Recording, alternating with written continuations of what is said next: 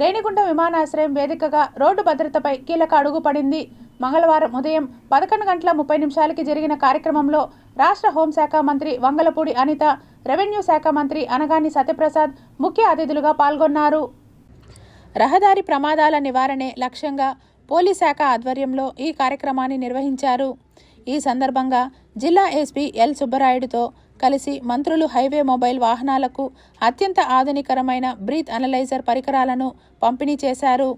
మద్యం సేవించి వాహనాలు నడిపే వారి వల్ల అమాయకుల ప్రాణాలు పోతున్నాయని, దీనిని అరికట్టేందుకు అత్యాధునిక సాంకేతికతను వినియోగిస్తున్నట్లు మంత్రులు తెలిపారు.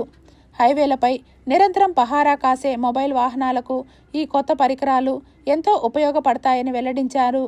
రహదారి భద్రతపై అవగాహన కల్పించడం, డ్రంక్ అండ్ డ్రైవ్ కేసులను సమర్థవంతంగా గుర్తించేలా ఆధునిక పరికరాల పంపిణీ చేశారు.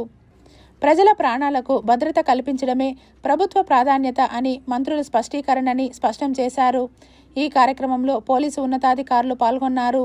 మీ ప్రాణాలు పోతున్నాయని ఒకే ఒక అవగాహనతో భద్రత ముఖ్యంగా ధ్యేయంగా పెట్టుకొని ఆ బాధ్యతగా తీసుకున్నాం. ప్రజల భద్రతే మా బాధ్యతగా తీసుకొని ఈరోజు డిపార్ట్మెంట్ వాళ్ళు ఈ ఆపి హెల్మెట్ల గురించి చలనాలు కట్టండి అన్నా, లేకపోతే ఈ బ్రీత్ అనలైజేషన్ పెట్టి వాళ్ళు చెకింగ్ చేసినా, ఇప్పుడు మనకి ఇందాకే కలెక్టర్ గారు చెప్పారు ఈ రెస్ట్ తీసుకోవాలి, మీరు ఎక్కువ లాంగ్ డ్రైవ్స్ చేయకూడదని చెప్పినా ఏదైనా కూడా ప్రజల భద్రత గురించి దయచేసి ప్రజలు కూడా అర్థం చేసుకోవాలి. చాలా ఎక్కువగా రోడ్ యాక్సిడెంట్స్ జరుగుతున్నాయి. రోడ్ యాక్సిడెంట్స్ మీద రోడ్ సేఫ్టీ విభాగంతో కూడా గౌరవ ముఖ్యమంత్రి గారు కూడా రీసెంట్గా ఒక మీటింగ్ కూడా ఏర్పాటు చేసుకుని దీని మీద రోడ్డు ప్రమాదాల నివారణ చేయడానికి ఒక మంచి కట్టుదిట్టమైన ఏర్పాటు కూడా చేస్తున్నారు. దానిలో భాగంగా ఈరోజు తిరుపతిలో జరిగిన ఈ కార్యక్రమానికి మీరందరూ కూడా ప్రజలందరూ కూడా సహకరించాలని నేను మనస్ఫూర్తిగా కోరుకుంటున్నా. ఈ కార్యక్రమాన్ని ఏర్పాటు చేసినందుకు గౌరవ ఎస్పీ గారిని, గౌరవ కలెక్టర్ గారిని కూడా అభినందిస్తున్నాను. అన్ని ప్రాంతాల్లో కూడా రోడ్ సేఫ్టీ నియమాలు పాటించమని అటు ఎడ్యుకేషను, ఇంజనీరింగు, ఎన్ఫోర్స్మెంట్ అన్నీ కూడా చేయడం జరుగుతుంది. అందులో భాగంగా ఎన్ఫోర్స్మెంట్లో భాగంగా నో హెల్మెట్ నో పెట్రోల్ అంటే అందరూ ఎక్కువగా వ్యక్తులు ఈ 2 వీలర్స్లో చనిపోయే వాళ్ళందరూ కూడా హెల్మెట్ లేకపోవడం చనిపోతున్నారు.